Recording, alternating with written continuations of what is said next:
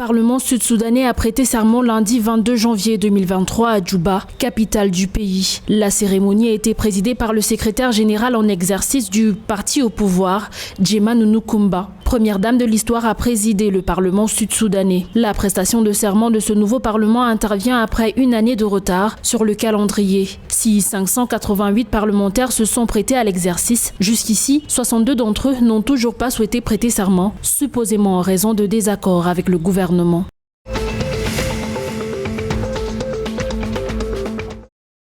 L'Ouganda vient de mettre en exploitation mardi 24 janvier 2023 sa toute première plateforme de forage pétrolière sur le camp de Kingfisher dans la région de l'Ouganda occidentale où l'extraction de pétrole brut a commencé. L'exploitation des réserves de ce camp, sous contrôle d'une société d'exploitation chinoise, sera une étape importante du développement de l'économie ougandaise qui jusqu'ici importait le pétrole avec des sous-sols regorgeants d'or noir. Les réserves de pétrole en Ouganda sont évaluées à 6,5 milliards de barils, dont 1,4 milliards seraient exploitables, selon les experts de l'entreprise Total Energy, dont les projets d'extraction dans ce pays d'Afrique de l'Est font polémique depuis le début d'année.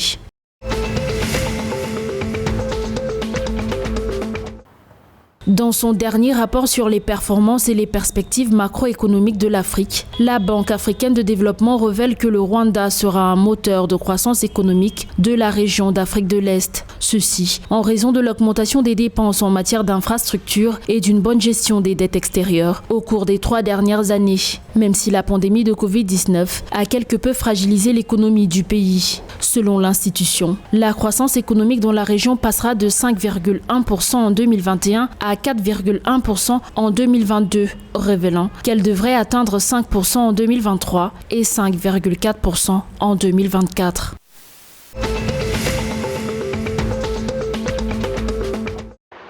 En fin février 2023, l'Italie prévoit une mission au Kenya dédiée à l'énergie géothermique. En collaboration avec l'Organisation des Nations Unies pour le développement industriel et Bureau de promotion des investissements et de la technologie, la mission vise à offrir aux participants de nouvelles opportunités d'investissement, de collaboration technique et commerciale dans le secteur géothermique avec leurs homologues kenyans par le biais de séminaires, de séances de jumelage et de visites de centrales géothermiques stratégiques visant à accélérer le développement industriel inclusif et durable et à promouvoir la collaboration dans le secteur entre l'Italie et le Kenya.